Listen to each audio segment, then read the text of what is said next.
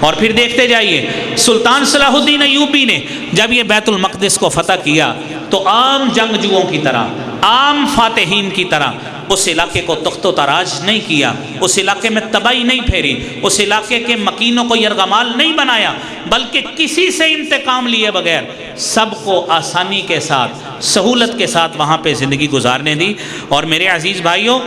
اس کے بعد آپ دیکھتے چلیے، ہم اپنی تاریخ میں پاکستان بننے کے بعد کی بات کرتے ہیں۔ بیت المقدس 1948 میں یہ ساری کی ساری جگہ جہاں پہ آج بیت المقدس ہے، فلسطین ہے، ارض شام ہے، جتنی بھی ہم نے بات کی ہے، اس علاقے میں یہودیوں کے لیے ان سارے اہل یورپ نے مل کر، سارے اہل مغرب نے مل کر یہودیوں کے لیے ایک سلطنت، اس علاقے میں جہاں پہ فلسطین کا علاقہ ہے، بیت المقدس ہے، اس کے پیرالل ان کو ایک مختصر سا یہودی آبادی کے لیے 1948 میں ایک جگہ دے دی جس کا نام اسرائیل رکھ دیا۔ اور حضرت قائد اعظم بانی پاکستان یہ کہا کرتے تھے کہ اسرائیل مغرب کا حرامی بچہ ہے کہ جس نے ایک خنجر کی طرح اس کو اہل عرب کے سینے پر آ کے اس کو جگہ وہاں پہ دے دی۔ اعوذ باللہ السمیع العلیم من الشیطان الرجیم، بسم اللہ الرحمن الرحیم، لَتَجِدَنَّ أَشَدَّ النَّاسِ عَدَاوَةً لِلَّذِينَ آمَنُوا الْيَهُودَ وَالَّذِينَ أَشْرَكُوا۔ صدق اللہ العظیم۔ حمد و ثنا، تعریف کی بڑائی اللہ رب العالمین کے لیے، درود و سلام امام کائنات، امام المرسلین، شفیع المذنبین، رحمت للعالمین، جناب محمد الرسول اللہ صلی اللہ علیہ وآلہ وسلم کی ذات اقدس پر۔ حضرات ذی وقار، ہماری آج کی گفتگو قبلہ اول فلسطین کے حوالے سے اور آخر میں کچھ گفتگو یہ کریں گے جو تاریخی پس منظر ہے اس حوالے سے۔ اللہ رب العالمین نے قرآن کریم میں اس علاقہ کو جہاں پہ بیت المقدس ہے اس کو ارض مقدسہ کہا ہے، پاکیزہ زمیں کہا ہے، اور پاکیزہ زمیں اس وجہ سے بھی کہا کہ جہاں پر اللہ رب العالمین کا گھر ہے مسجد اقصیٰ کی صورت میں، اور یہ زمین ایسی سرزمین ہے کہ جو انبیاء کرام کا مسکن رہی ہے، مختلف انبیاء کرام وہ یہاں پہ آئے، ان کا کسی کا جائے پیدائش ہے، کسی کا جائے ہجرت ہے، تو یہ زمین ایک ارض مقدسہ ہونے کے ساتھ ساتھ ہمارے لیے ایک تاریخی حیثیت بھی رکھتی ہے۔ اس کے ساتھ ساتھ یہ بات بھی سمجھنا ضروری ہے کہ یہ ارض مقدسہ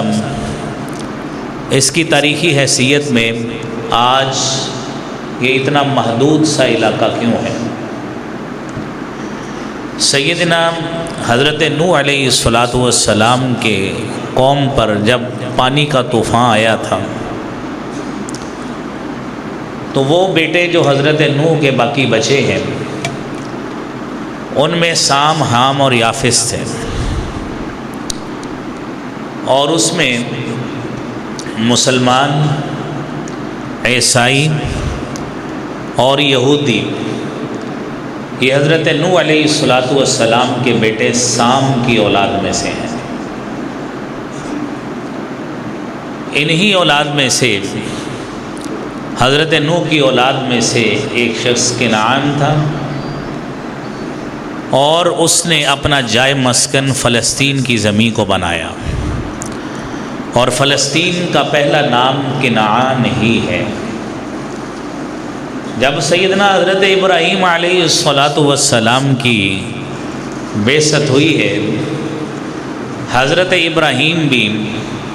آپ بھی اسی علاقہ میں ہی تھے جب آپ نے تبلیغ شروع کی ہے، اور اہل کنعان اسی علاقے کے لوگوں کو کہا جاتا ہے۔ اور آپ کے لیے یہ بات جاننا بھی ضروری ہے کہ نبی کریم صلی اللہ علیہ وآلہ وسلم نے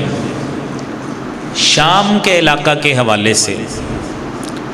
جتنی پیشین گوئیاں آپ کی موجود ہیں، کتاب الفتن ہو، مختلف کتب احادیث کی یا دیگر تاریخی حیثیت میں جو احادیث موجود ہیں، اس میں جہاں جہاں بھی لفظ شام موجود ہے اس میں یہ سارا علاقہ شامل ہے، جس میں موجودہ دور کا شام، ملک شام،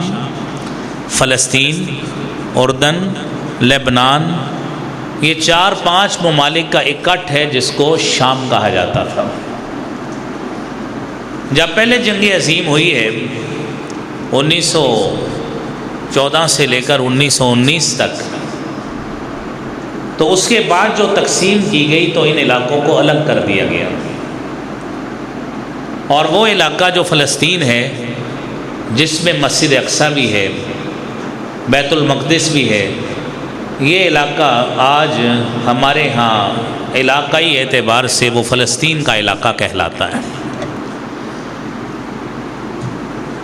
ہمارے لیے یہ زمین مقدس کیوں ہے؟ اس کی کچھ وجوہات ہیں کہ ہم مسلمان اس علاقے سے پیار کیوں کرتے ہیں، اس سے محبت کیوں کرتے ہیں۔ اس کی وجوہات کو جاننا بھی ضروری ہے تاکہ ایک مسلمان ہونے کے ناطے ہمیں اس کی تاریخی حیثیت کا بھی علم ہو کہ واقعتاً ایک مسلمان کے لیے اس علاقے سے پیار اور محبت کرنا ضروری ہے۔ کیوں؟ اللہ رب العالمین نے اسے قرآن کریم میں ارض مقدسہ کہا ہے۔ سیدنا موسیٰ علیہ السلام نے، اللہ رب العالمین نے جب ان کو فرعون سے نجات دی، بنی اسرائیل کو فرعون کے مظالم سے نجات دی، تو پھر انہیں حکم دیا گیا کہ آپ ارض مقدسہ میں چلیں۔ قرآن کریم میں سورۃ المائدہ میں اس کا تذکرہ موجود ہے۔ یا قوم ادخلوا الارض المقدسة التي كتب الله لكم ولا ترتدوا فيها على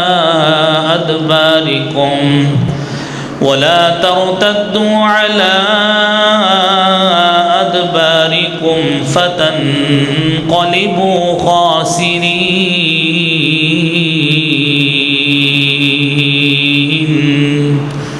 اے میری قوم، موسیٰ کہتے ہیں آپ پھر سے ارض مقدسہ میں داخل ہو جائیں، پاکیزہ سرزمین میں داخل ہو جائیں۔ یہ اللہ نے تمہارے لیے اس کو لکھ دیا ہے، پیچھے نہ مڑنا، خسارے کا سودا کرو گے۔ وہ قوم والوں نے آگے سے کہہ دیا ہم اس میں داخل نہیں ہوں گے، ہم جہاد نہیں کریں گے۔ فَاذْهَبْ أَنْتَ وَرَبُّكَ فَقَاتِلَا إِنَّا هَاهُنَا قَاعِدُونَ۔ اے موسیٰ تم جاؤ، تمہارا رب جا کے جہاد کرے، ہم تو کھانے پینے والے لوگ ہیں، من و سلوہ والے لوگ ہیں، ہم سے جہاد نہیں ہوتا۔ نہیں گئے۔ قرآن کہتا ہے یتیہون فی الارض، وادی تیہ میں 40 سال تک سرگرداں پھرتے رہے۔ اسی دوران حضرت موسیٰ علیہ السلام کی وفات بھی ہو گئی، لیکن جو بات حضرت موسیٰ کی اس ارض مقدسہ میں جانے کے حوالے سے نہیں مانی، اس کا خمیازہ بھی بھگتنا پڑا۔ صحیح بخاری کی حدیث کے مطابق یہ زمین ایسی زمین ہے جس میں ابراہیم بھی آئے، یہ زمین ایسی زمین ہے جس میں حضرت یعقوب علیہ السلام بھی دفن ہے، اور یہ زمین وہ زمین ہے جس میں اسحاق بھی، اور اس کے بعد اسحاق کے بعد یعقوب بھی، موسیٰ بھی، عیسیٰ بھی، یہ ان انبیاء کا مسکن رہا ہے۔ اور پھر آپ دیکھیے کہ یہودیوں نے جب حضرت عیسیٰ علیہ السلام کے قتل کی سازش کی ہے، وہ بھی یہی سرزمین تھی، اور قرآن نے اس کا بھی تذکرہ کیا ہے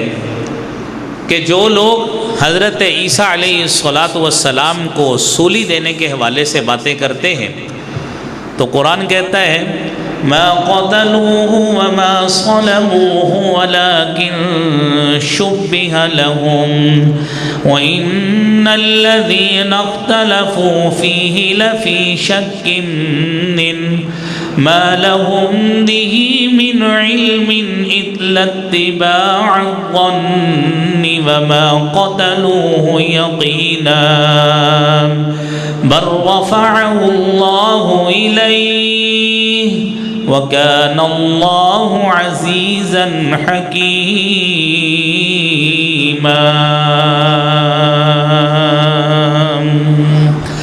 یہ لوگ جو حضرت عیسیٰ علیہ السلام کے حوالے سے ان کو سولی دینے کے حوالے سے باتیں کرتے، یہودی لوگ، میرا مالک کہتا ہے ما قتلوہ، انہوں نے اس کو قتل نہیں کیا، وما صلبوہ، یہودیوں نے حضرت عیسیٰ کو سولی نہیں دی، ولیکن شبہ لہم، یہ بات ان پہ مشابہ ہو گئی، ان کو پہچان نہیں ہو سکی۔ وہ پولوس رسول نامی جو حضرت عیسیٰ کے پھانسی کے وارنٹ لے کے آیا تھا،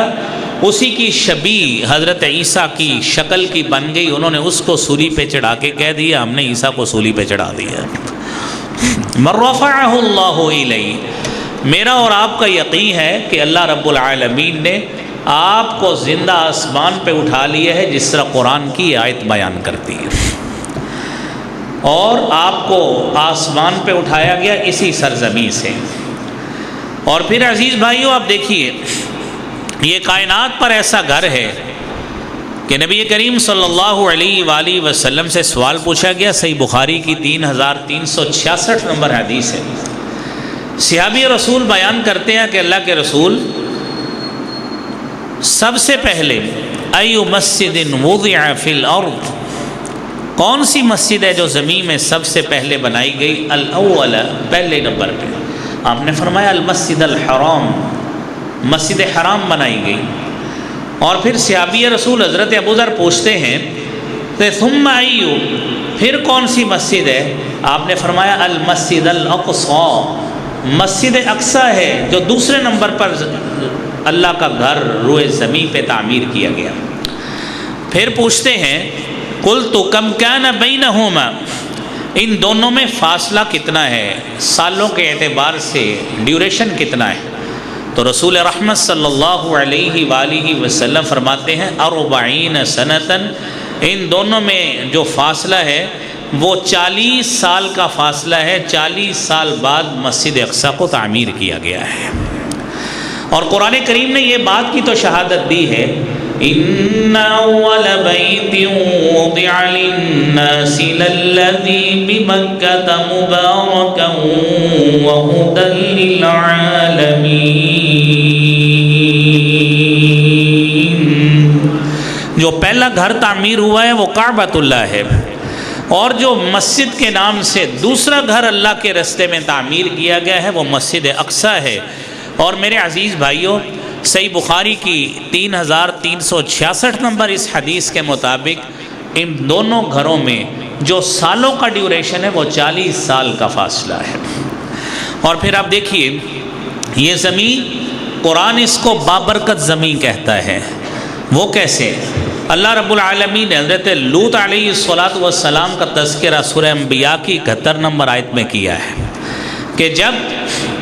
ہم نے لوط علیہ السلام کو نجات دی تو ان کو کہاں پہ بھیجا؟ وَنَجَّيْنَاهُ وَلُوطًا إِلَى الْأَرْضِ الَّتِي بَارَكْنَا فِيهَا لِلْعَالَمِينَ۔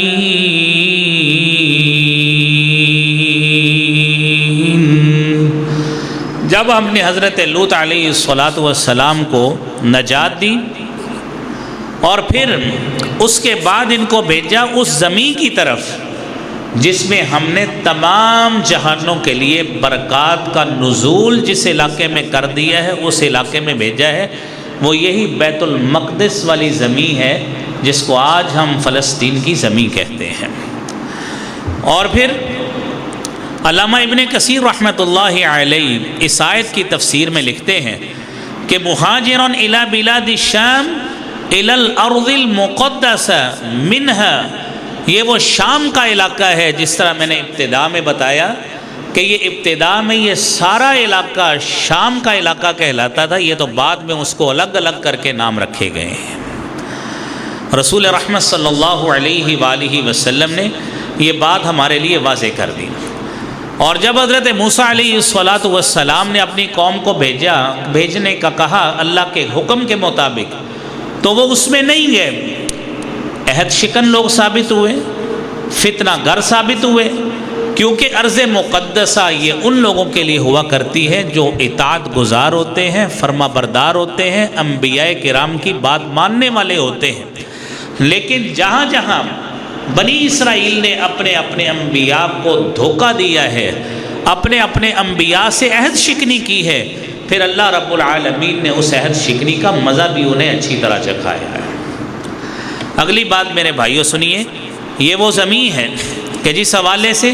اللہ رب العالمین نے حضرت سلیمان علیہ السلام کا تذکرہ کیا، اور سلیمان کی نسبت سے بھی اس زمین کو بابرکت زمین قرار دیا ہے۔ اور قرآن کریم میں اللہ رب العالمین فرماتے ہیں وَلِسُلَيْمَانَ الرِّيحَ عَاصِفَةً تَجْرِي بِأَمْرِهِ إِلَى الْأَرْضِ الَّتِي بَارَكْنَا فِيهَا وَكُنَّا بِكُلِّ شَيْءٍ عَالِمِينَ۔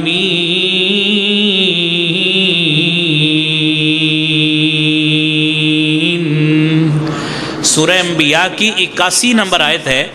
کہ ہم نے تند و تیز ہوا کو بھی حضرت سلیمان علیہ السلام کے تابع بنا دیا، اور یہ وہ ہوا ہے جو حضرت سلیمان علیہ السلام کے حکم سے اسی شام کے علاقے کی طرف چلا کرتی تھی۔ اللہ نے اس ہوا کو بھی حضرت سلیمان کے مطیع بنا دیا۔ اور قرآن کریم میں اللہ رب العالمین نے سورہ اعراف کے 134 نمبر آیت میں اس سے پہلے مختلف اقوام کا انبیاء کا تذکرہ کیا، اور پھر حضرت موسیٰ کی قوم کا تذکرہ کیا۔ حضرت موسیٰ کی قوم کا تذکرہ کرتے ہوئے اللہ کہتے ہیں وَأَوْرَثْنَا الْقَوْمَ الَّذِينَ كَانُوا يُسْتَضْعَفُونَ مَشَارِقَ الْأَرْضِ وَمَغَارِبَهَا الَّتِي بَارَكْنَا فِيهَا وَتَمَّتْ كَلِمَةُ رَبِّكَ الْحُسْنَى عَلَى بَنِي إِسْرَائِيلَ بِمَا صَبَرُوا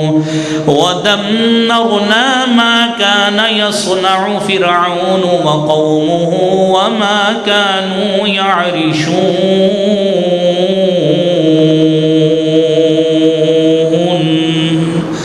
اللہ تعالی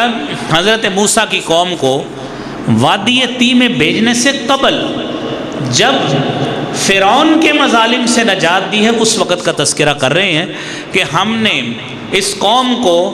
وارث بنا دیا۔ اس کو زمین میں کمزور خیال کیا جاتا تھا، ہم نے اس جگہ پہ اس کو وارث بنایا، اور التی بارکنا فیہا جس زمین میں ہم نے برکت ڈال دی اپنی طرف سے۔ گویا ان تمام انبیاء کرام کی نسبت کے ساتھ اللہ رب العالمین نے اس عرض کو، اس زمین کو بابرکت زمین کہا ہے۔ اور میرے عزیز بھائیوں، یہ مسجد اقصی، یہ علاقہ ایسا علاقہ ہے جس علاقے کو اللہ رب العالمین نے قرآن کریم میں پرسکون جگہ بھی قرار دیا ہے۔ قرآن کریم میں اللہ رب العالمین نے سورہ مومنون کی 50 نمبر آیت میں فرمایا ہے وَجَعَلْنَا ابْنَ مَرْيَمَ وَأُمَّهُ آيَةً وَآوَيْنَاهُمَا إِلَى رَبْوَةٍ ذَاتِ قَرَارٍ وَمَعِينٍ۔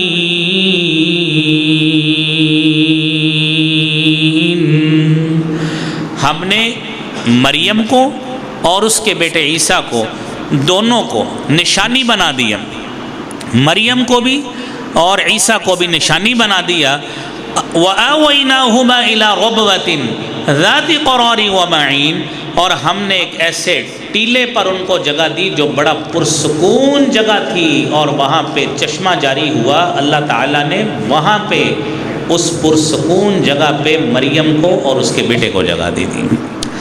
اور عزیز بھائیوں، مسجد اقصی کی قرآن کریم میں اللہ رب العالمین نے قسم بھی کھائی ہے، اور وہ کیسے والتین والزیتون وطور سینین وهذا البلد الامین۔ اللہ رب العالمین نے انجیر اور زیتون کی قسم کھائی۔ علامہ ابن کثیر رحمۃ اللہ علیہ تفسیر ابن کثیر کی 8ویں جلد 419 نمبر صفحہ پہ لکھتے ہیں، ہوا مسجد بیت المقدس، یہ انجیر اور زیتون یہ وہ درخت تھے جو اس مقام پہ ہوتے تھے جو ارض فلسطین تھی۔ اللہ تعالیٰ نے اس جگہ کی قسم اس نسبت سے کھائی ہے کہ یہ دونوں پھل وہاں پہ اس علاقے میں اگتے ہیں، اس لیے کھائی ہے۔ اور میرے عزیز بھائیوں، یہ مسلمانوں کا سابق قبلہ بھی ہے، اور نبی کریم صلی اللہ علیہ وآلہ وسلم اس قبلہ کی طرف تقریباً 16-17 ماہ اس قبلہ کی طرف منہ کر کے نماز پڑھتے رہے ہیں، اور قرآن کریم میں اس کا تذکرہ بھی موجود ہے۔ قَدْ نَرَى تَقَلُّبَ وَجْهِكَ فِي السَّمَاءِ فَلَنُوَلِّيَنَّكَ قِبْلَةً تَرْضَاهَا فَوَلِّ وَجْهَكَ شَطْرَ الْمَسْجِدِ الْحَرَامِ وَحَيْثُ مَا كُنْتُمْ فَوَلُّوا وُجُوهَكُمْ شَطْرَهُ وَإِنَّ الَّذِينَ أُوتُوا الْكِتَابَ لَيَعْلَمُونَ أَنَّهُ الْحَقُّ مِنْ رَبِّهِمْ وَمَا اللَّهُ بِغَافِلٍ عَمَّا يَعْمَلُونَ۔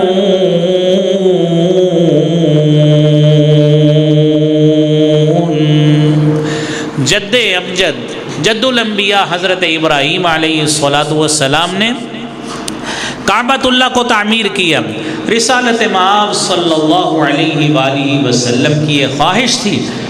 کہ جو میرے جد امجد ابراہیم نے جس گھر کو بنایا ہے، اللہ رب العالمین اسی کو ہی جائے قبلہ بنا دیں۔ تو اللہ فرماتے ہیں قَدْ نَرَى تَقَلُّبَ وَجْهِكَ فِي السَّمَاءِ، ہم نے آپ کا چہرہ بار بار آسمان کی طرف اٹھاتے ہوئے آپ کو دیکھا۔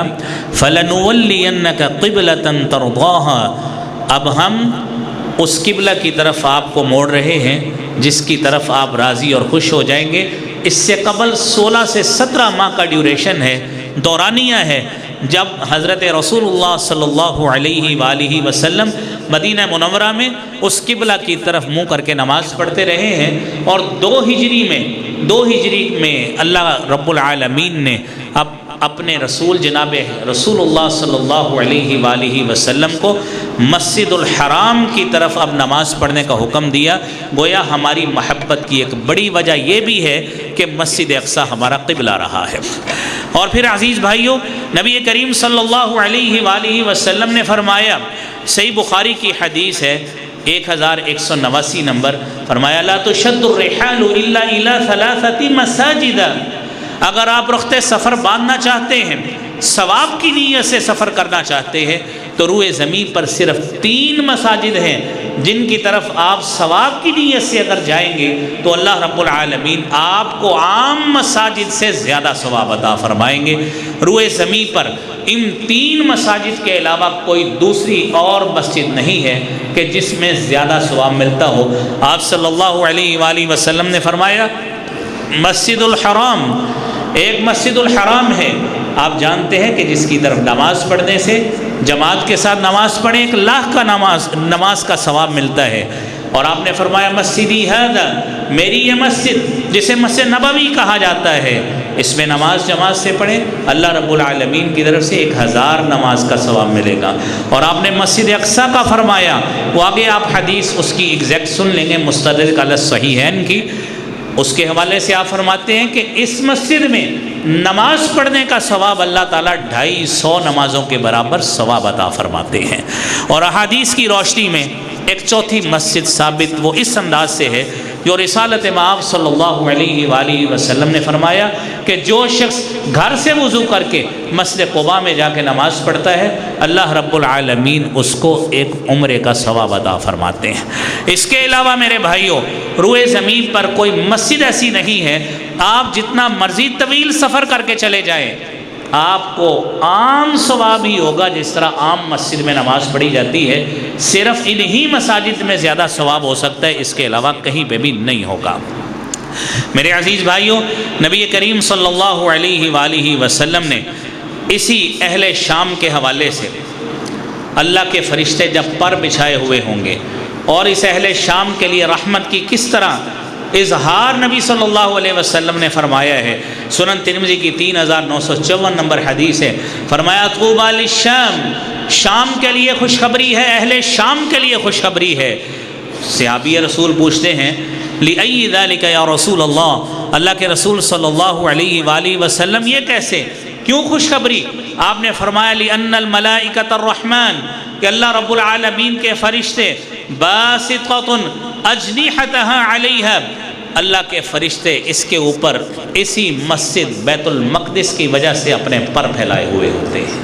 تو گویا یہ مسجد اس لحاظ سے میرے عزیز بھائیوں ہمارے لیے تقدس کی حیثیت رکھتی ہے، اور رسالت مآب صلی اللہ علیہ وآلہ وسلم نے جس طرح اس مسجد کا تقدس بیان کیا ہے، آپ صلی اللہ علیہ وآلہ وسلم نے یہ بھی فرمایا کہ عیسیٰ ابن مریم کا دجال کو جب قتل کرنے کے لیے سامنا ہوگا، وہ بھی فلسطین ہی کا علاقہ ہوگا، یاجوج ماجوج کی قتل گاہ بھی بیت المقدس کے قریب ہے، اور بڑے ہمارے تاریخی اس طرح کی باتیں ہیں قرب قیامت جو ساری کی ساری اسی سرزمین سے متعلق ہیں، اور سرزمین محشر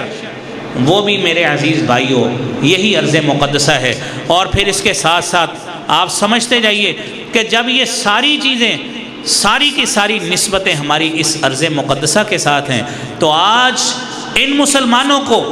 اس ارض مقدسہ سے محروم رکھنے کے لیے صہیونی طاقت، غیر مسلم طاقتیں اور تمام کے تمام غیر مسلم قوتیں یہ کیوں اکٹھی ہو چکی ہیں، یہ تو آج مسلمانوں کو سوچنا چاہیے کہ ہم مسلمان جن سے امید چاہتے ہیں، جن سے مدد چاہتے ہیں، وہ لوگ سارے کے سارے انہی صہیونی طاقتوں کے ہم نوا ہیں جو آج بیت المقدس پر، جو آج غزہ پٹی پر، جو آج بیت اللحم پر اور ان تمام علاقوں میں خون کی ندیاں بہائے ہوئے ہیں، کہ جن لوگوں سے اپنی امید پیسوں کی اور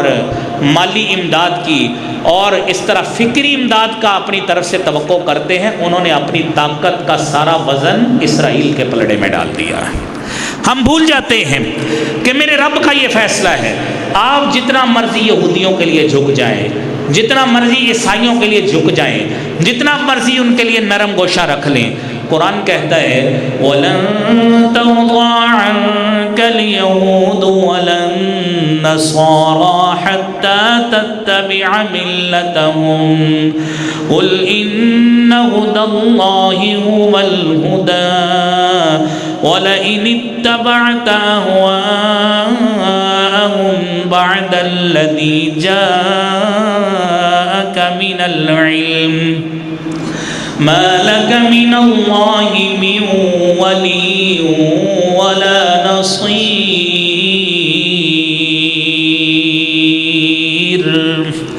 اے نبی صلی اللہ علیہ وسلم یاد رکھیے، یہ دونوں قومیں آپ کبھی بھی ان سے توقع نہ رکھیے یہ آپ کے ہم نوا بنیں گے۔ وَلَن تَرْضَىٰ عَنكَ الْيَهُودُ وَلَا النَّصَارَىٰ حَتَّىٰ تَتَّبِعَ مِلَّتَهُمْ، جب تک آپ بھی انہی کے دین کو قبول نہیں کر لیتے وہ آپ کو کبھی بھی اپنا نہیں سمجھیں گے۔ یاد رکھنا ہدایت وہی ہوتی ہے جو اللہ کی طرف سے ہوتی ہے۔ اگر آپ ان اتبعت اہواءہم، آپ کو بتا دیا گیا، متنبع کر دیا گیا، اگر آپ نے پھر بھی اپنی خواہشات کو ان کے تابع رکھا، یاد رکھیے ما لک من اللہ من ولی ولا نصیر، اللہ کی طرف سے نہ کوئی دوستی کا کوئی فائدہ ہوگا، نہ کوئی مدد آپ کے شامل حال ہوگی، آپ کو پھر زمانہ تنہا میں سب طاقتوں کا سامنا کرنا پڑے گا۔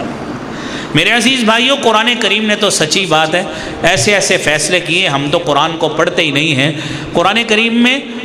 6 پارے میں اللہ رب العالمین اسی دوستی کے حوالے سے فرماتے ہیں یا ایھا الذین آمنوا لا تتخذوا اليہود والنصارى اولیاء بعضهم اولیاء بعض ومن يتولهم منكم فإنه منهم إن الله لا يهدي القوم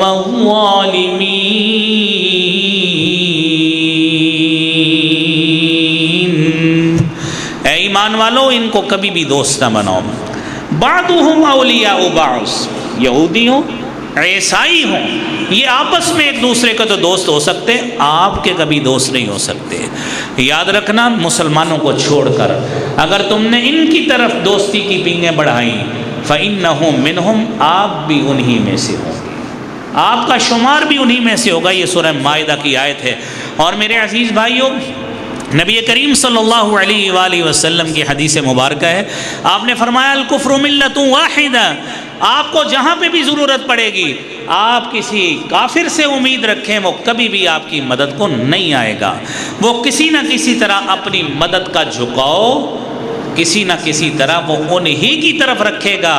جو مسلمان نہیں ہے. تمہارا مسلمان ہونا، تمہارا دین اسلام کا پیروکار ہونا، تمہارا اسلام کا متبع ہونا ان کے لیے مدد میں آڑے آتا ہے. اس لیے ان کو جس طرح خطرہ عام لوگوں سے ہوتا ہے، دشمنوں سے ہوتا ہے، وہ تم سے بھی اسی طرح کا ہی خطرہ ہے. میرے عزیز بھائیوں، نبی کریم صلی اللہ علیہ وآلہ وسلم کے حوالے سے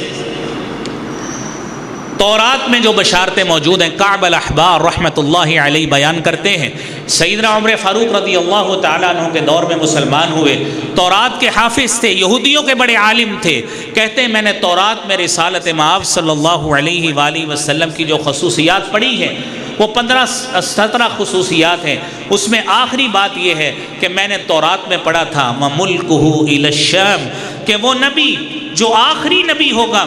اس کی بادشاہت، اس کی سلطنت، اس کی حکومت وہ ملک شام تک آئی ہوئی ہوگی. ملک شام بھی اسی کی مملکت میں شامل ہوگا. اور میرے بھائیوں، سیدنا عمر فاروق رضی اللہ تعالی عنہ نے 15 ہجری میں بیت المقدس کو فتح کیا ہے، اور بیت المقدس کو 15 ہجری میں فتح کیا. اپنے 10 سالہ دور حکومت میں سیدنا عمر فاروق رضی اللہ تعالی عنہ اسی بیت المقدس میں 4 مرتبہ آئے، اور آپ نے جو ان کے ساتھ صلح کا معاہدہ کیا ہے وہ بھی میرے بھائیوں اسی بیت المقدس میں ہی آپ نے بیٹھ کر معاہدہ کیا ہے. اور جب یہ بیت المقدس مسلمانوں کے پاس سیدنا عمر فاروق رضی اللہ تعالیٰ عنہ کے دور میں آ گیا، 500 برس سے زائد تک یہ مسلمانوں کے پاس رہا ہے. پھر مسلمانوں کی نااہلیاں، مسلمانوں کی غفلت، مسلمانوں کو بام عروج ملا، سارا کچھ ملا، حکومت ان کے پاس تھی، سارا کچھ ان کے پاس تھا. تقریباً 6 صدی ہجری میں یہ ہوا کہ عیسائیوں نے اپنے اس نام نہاد اپنی طرف سے، یعنی وہ دعوے دار اس کے ہیں کہ یہ زمین ہماری ہے، کیونکہ ہمارے عیسیٰ علیہ السلام بنی اسرائیل ان کا یہ مسکن رہا ہے، لہذا یہ زمین ہماری. انہوں نے اسلام سے صلیبی جنگیں میرے بھائیوں لڑی ہیں، اور تاریخ اسلام میں یہ صلیبی جنگوں تک 13ویں صدی تک یہ صلیبی جنگیں لڑی گئیں. 13ویں صدی عیسوی تک، 11ویں صدی عیسوی سے لے کر 13ویں صدی عیسوی تک یہ صلیبی جنگیں لڑی گئیں. اور سن 1187 میں 583 ہجری میں یہی بیت المقدس سلطان صلاح الدین ایوبی نے اس نے فتح کیا، اور یہ بیت المقدس دوبارہ مسلمانوں کے ہاتھ میں آ گیا 583 ہجری میں. اور پھر دیکھتے جائیے سلطان صلاح الدین ایوبی نے جب یہ بیت المقدس کو فتح کیا تو عام جنگجوؤں کی طرح، عام فاتحین کی طرح اس علاقے کو تخت و تاراج نہیں کیا، اس علاقے میں تباہی نہیں پھیری، اس علاقے کے مکینوں کو یرغمال نہیں بنایا، بلکہ کسی سے انتقام لیے بغیر سب کو آسانی کے ساتھ، سہولت کے ساتھ وہاں پہ زندگی گزارنے دی. اور میرے عزیز بھائیوں، اس کے بعد آپ دیکھتے چلیے، ہم اپنی تاریخ میں پاکستان بننے کے بعد کی بات کرتے ہیں. بیت المقدس 1948 میں یہ ساری کی ساری جگہ جہاں پہ آج بیت المقدس ہے، فلسطین ہے، ارض شام ہے، جتنی بھی ہم نے بات کی ہے، اس علاقے میں یہودیوں کے لیے ان سارے اہل یورپ نے مل کر، سارے اہل مغرب نے مل کر یہودیوں کے لیے ایک سلطنت، اس علاقے میں جہاں پہ فلسطین کا علاقہ ہے، بیت المقدس ہے، اس کے پیرالل ان کو ایک مختصر سا یہودی آبادی کے لیے 1948 میں ایک جگہ دے دی جس کا نام اسرائیل رکھ دیا.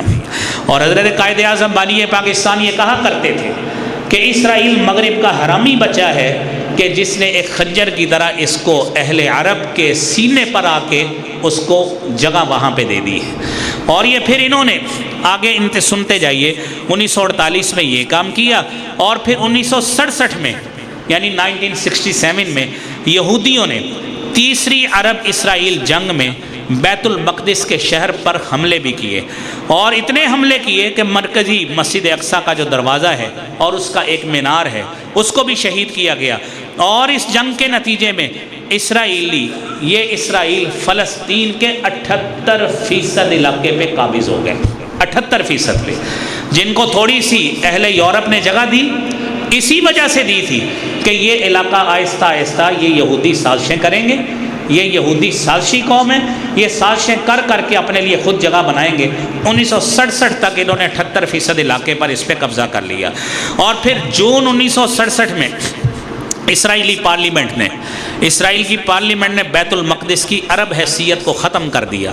جو لوگ عرب تھے اور عرب کے ساتھ اس فلسطین کے علاقے کی نسبت تھی، انہوں نے پارلیمنٹ سے قانون پاس کروا کے عرب حیثیت کو ختم کر کے اسے اسرائیل کا لازمی جز قرار دے دیا، اس فلسطین کے علاقے کو۔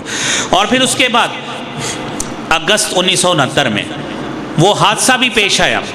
اگست 1969 میں جب 3.5 گھنٹے تک مسجد اقصیٰ میں آگ بھڑکتی رہی، اسی اسرائیلیوں کی بمباری کی وجہ سے یہ سلسلہ چلتا رہا۔ اور آپ دیکھیے دسمبر 2017 کی بات ہے، امریکن صدر ڈونلڈ ٹرمپ نے کہا تھا کہ یہاں پہ اسرائیل کو اب تل ابیب کی جگہ پہ جو دارالحکومت ہے اس کو فلسطین کا یہ مسجد اقصیٰ والا علاقہ جو ہے نا یروشلم، اس کو بنا لینا چاہیے۔ یہ آپ تصور کیجئے کہ یروشلم کو، اس علاقے کو جہاں پہ مسجد اقصیٰ ہے، تل ابیب کو چھوڑ کر اس علاقے کو، اس کو اپنا دارالحکومت بنانا چاہیے۔ بات ساری بتانے کا مقصد یہ ہے کہ ان مسلمانوں کے لیے یہ ہمیشہ تنگی اسی بات کی رہی ہے، وسائل کم میں غیروں پر اعتماد کیا، اور غیروں نے ہمیشہ ان کو دھوکہ دیا، اور ان کے جو وسائل ان کے پاس ہوتے تھے ان سے بھی وہ فائدہ اٹھاتے رہے۔ بدقسمتی یہ ہے کہ آج بھی وہی مظالم کا سلسلہ جاری ہے۔ یہ ظاہری لحاظ سے ابھی یہ فلسطینیوں کی کچھ ڈومینیٹنگ کیفیت طاری رہی، لیکن جیسے ہی یہ تھوڑا سا پش بیک ہوں گے، اسلحہ کی مقدار کم ہوگی، یہی اسرائیلی یہ سارے کے سارے فلسطینیوں پہ کم بیک کریں گے، اور اس فلسطینی نہتے لوگ ہوں گے جن کو وہ سازش کا حصہ بنا کے ان کو لقمہ اجل بناتے رہیں گے۔ میرے عزیز بھائیوں، اس ضمن میں یہ مسلمان حکومتوں کی ذمہ داری ہے، اور ان علاقے کے حکمرانوں کی ذمہ داری ہے، عرب لیگ کی ذمہ داری ہے کہ وہ حکمران اس وقت عرب لیگ کا اجلاس قائم کریں، OIC کا اجلاس قائم کریں، اور اس وقت جو فلسطینی مسلمانوں پر مظالم کی انتہا ہو چکی اور ہزاروں کی تعداد میں اہل فلسطین قتل ہو رہے ہیں، شہید ہو رہے ہیں، ان کے لیے اس جنگ کا سد باب کروایا جائے، کیونکہ ایٹ دی اینڈ فلسطینیوں کے پاس اسلحہ کی کھیپ ختم ہو جائے گی۔ یہ بات ذہن میں رکھیے، کیونکہ ان کے پاس سپلائی لائن اسلحہ کی نہیں ہے، اور سپلائی لائن جب ختم ہوگی تو پھر اسرائیلی کم بیک کریں گے، اور پش بیک فلسطینیوں کو کر کے ان کے نہتے پن سے فائدہ اٹھا کر جو زمین رہ گئی ہے اس پہ بھی قبضہ کرنے کی کوشش کریں گے۔ اللہ رب العالمین سے ہم دعا گو ہیں اپنے قبلہ اول کی سلامتی کے لیے اور مسلمانوں کی سلامتی کے لیے، کہ اللہ کریم ہمارے اہل حل و عقد کو بھی اس کے لیے اپنی طاقت، قوت، اقتدار، اختیار استعمال کرنے، اور اس کے لیے جو ممکن تعاون ہو سکتا ہے اسے کرنے کی توفیق عطا فرمائے۔ وآخر دعوانا الحمدللہ رب العالمین۔